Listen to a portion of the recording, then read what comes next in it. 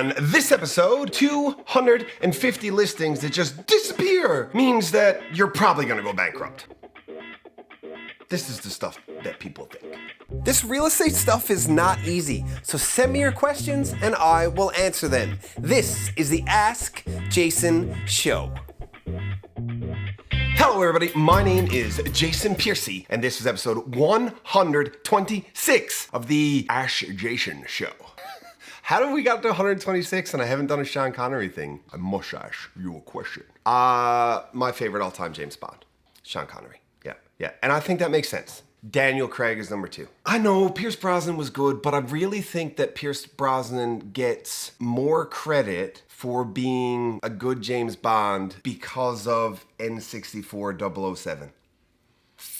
That's an epic game. That game still holds up. Yeah, it's so good. And the music, when you paused it, can you hear it? So good. You must ask me a question. Nobody asked me a question, but I saw this because I look at our market data every single day, and I want to talk about some changes in our market, what they actually mean, actually for real mean, and what people think that they mean, and how misunderstanding statistics and statistics being presented in a very misleading way is super dangerous. In the last 48 hours at the time of filming, this is the very beginning of September.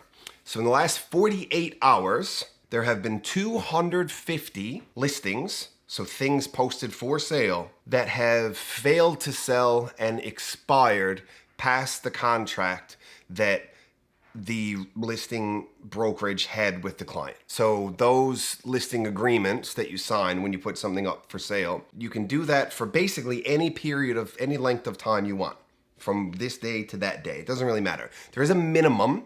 The minimum's 2 months, Joe? Is that right? Honestly, I've never had it happen. That's not true. Of course I've had things expire. That's silly. Like, I've put new houses up for sale for 6 months. It takes 8 months to build them. Of course they ran out of time. Like, it's just, anyway, it happens. But 250 of them have been up for 3+ months and have failed to sell, and they have expired. This is how terrible and misleading stats can be, okay? We have had a very busy 7 months, 8 months so far in our market. And a busy market for us is a little over 3,000 transactions in the course of a year. Well, I don't know exactly where 2022 is going to end up, but it should be north of 3,000. 250 just failed to sell. So, like, let's do the math on that. Like, that's almost 10% of all of the deals that could be done. What is that, right, Joe? 250 over 3,000, so 25 over 30. So 25% of 30 is the same as 30% of 25, which is a little less than a third, which would mean about 7.5. Yeah, so somewhere around there. So if you think about it, that's a whole bunch. Our market must be really softening very, very quickly. And you're probably gonna see prices decline really rapidly. And I mean, if that hot, nearly 10% of houses like just fell off the map and aren't for sale anymore, then there's probably nothing that buyers can find because there's nothing out there. And you probably have less equity in your house now. So when you go to renew your mortgage, you probably won't be able to take that money out and pay off your other debts. And this is really, really bad. This is terrible, actually. I don't know what we're gonna do. You're probably gonna lose your house. This is the kind of stuff that people spin out. The problem with all of this, the biggest problem is that, like, none of that's true. Like, none of that's real. The stats are real. Approximately 250 listings did expire in the last 24 hours. But let me dig a little deeper into that. That's the entire province. Actually, that's a lie. That's the entire island. So all of the island of Newfoundland. And it includes everything. It includes single-family houses, it includes vacant building lots, it includes condos, it includes subdivisions, it includes commercial buildings, it includes rentals, it includes everything you could possibly think of. It includes all of the churches that the Catholic Church put up for sale all over the place. So the point of all of this is that there's data gets sent out to you, and if it's presented like without context, it's super scary. Like a little while ago, I saw somebody put something up that there was it was over 10%. I remember that. It was like 11 and a half or 12 or something.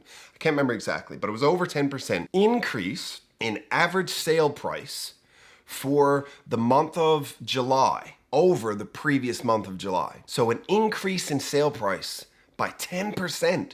So just imagine that you own a $500,000 house. That means that now it's worth $550,000. That's crazy, because it is crazy.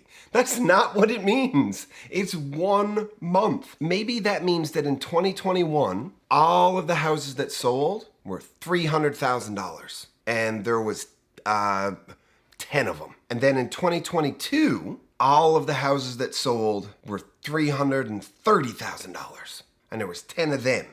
And it's just a coincidence, because they're all the exact same houses, but somebody built a garage on each and every one of them and sold them for the other 30 grand that maybe the garage added in the value of the market. And now everybody that had a $300,000 house a year ago thinks their house is worth 330, because year over year, the monthly stats, the average sale price went up by 10%. Just like my voice went up by 30%. There at the end, I sort of lost it. I couldn't go any higher. The point of all of this is that when you see people communicate statistics, all that tells you is that there is information that could be valuable to you if it's in context. That's important, because if it's not in context, it becomes irrelevant, and it doesn't matter. Now let's add the context to those 250 expired listings, because that does matter. It does a couple of things. One, you can't use that data until about another 3 or 4 days pass, up to a week. Why? Because a lot of those places are going to get relisted. Some of them will be like, well, they didn't sell and, she had it up for 6 months, or so, next, let's try somebody else. And other ones will be like, well, we'll give it again. He told me it was going to take a long time to put it up, so let's go ahead and we'll put it up again. And it could take a little while because it's 10 1-acre building lots out on a dirt road in the middle of nowhere, probably next to where Joe grew up. And Joe grew up in Grand Falls, and then he started to live in Grand Falls, Windsor, when the amalgamation and the name change happened. If you ask somebody where they're from and they say that they're from Grand Falls, well, they're from Grand Falls. And if you ask somebody where they're from and they say, oh, I'm from Grand Falls, Windsor, that means they're from Windsor, and they hate that they can't say it anymore. And I feel like, Joe, that's gotta be true, right? Like, you would do that? It's similar where I'm from Normanscove, out in Trinity Bay. First exit on the right, past Whitburn. You go through Chapel Arm, then you're in Normanscove. And Normanscove and Long Cove just like melt into one another. There's a space between Chapel Arm and Normanscove. They call it the dark zone. The dark zone. Because there's no streetlights. No streetlights. So it's called the dark zone. And like every small town, it has like it's like little urban legends. So the dark zone is where you'll find the white woman, which is apparently a really, really old. Sorry, he's like reel it in. It's a really, really old horror story, like back before Mary Shelley wrote Frankenstein. So the woman in white, is that what it's called? Yeah. So anyway. So the dark zone, at the end of the dark zone, at the start of Normanscove, there's a club. It was always called, well, it used to be called Nat's because Nat owned it. But then they called it the Dark Zone, which was a cool name and it makes sense. Then they called it Club 68, and that's what it's called to this day. And I played pool there with Mike Lynch and his brother. Mike Lynch, of course, comedian and I'm really, really lost. Jason! Yeah, sorry. Okay, so you can't use that data of 250-ish expired listings in the last 48 hours to determine the condition of our market moving forward. You gotta wait a little while to see what happens. Half of them might go up again. And now you're only at a certain amount of houses that didn't get relisted. But why? Well, maybe they're all building lots in a development. Maybe there's 50 of them that were up for sale. That's a lot. Maybe there's 20 that were up for sale. And now they're not up for sale anymore. And the entire development, all of the building lots, were put under contract by a builder. And they didn't run that through the MLS. They just did a side deal that now I have these 20 building lots, and now the builder's going to list houses for sale on them and build houses. And you'll never know that they ever sold. There's a lot of stuff that like that happens. A lot of new home construction doesn't go through our system. Either when it sells, when it fails to sell, or what it like is irrelevant. Land transfer stuff. Of the last, I'll say like maybe 40 or 50 building lots that I have helped Greg at Haven Homes purchase to build houses for you guys to live in, I don't know if like 5 of them went through MLS, were listed. That's just not how it works. So those stats are very misleading.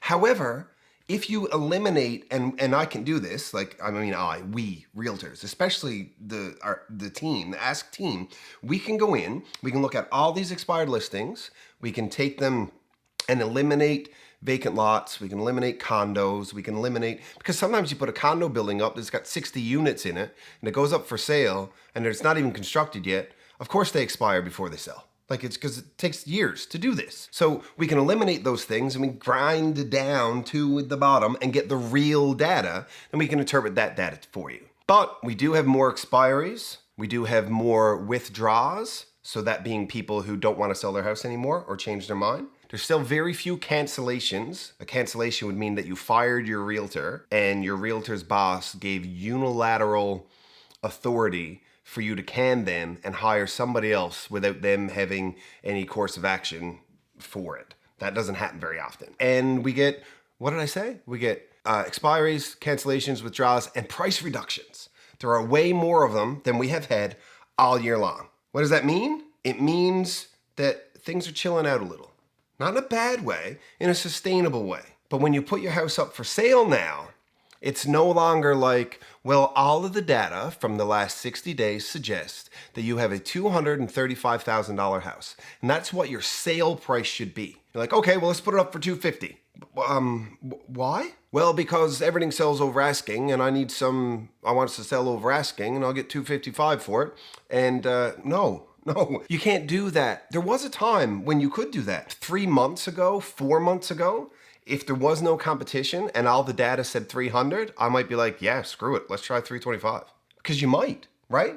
You can't do that now. Now when you do that, you're just selling your competition because we don't have that same level of demand. In summation, stats are important, but only within context and only when what they actually mean are explained to you. That's why Ask Jason is the art of authenticity, because this is all true. And you don't have to like it or me, really, you don't. But I'm gonna tell you the truth anyway. I feel like I either answered everything or nothing. And I'm not sure which one, but Joe's doing this, which means I gotta wrap it up. So, that's it. Love you, thanks, bye, and we'll see you next time. The Ask Jason Show exists so that you can get good real estate related information from a resource that you can trust. Now, speaking of resources you can trust, here's a couple I would trust to work with my mom. Because good enough for mom, good enough for you. Need to record this? Put your mug right back where you had it. I'd really like sometime for people to be able to see these little bits. It'd be so funny. Okay,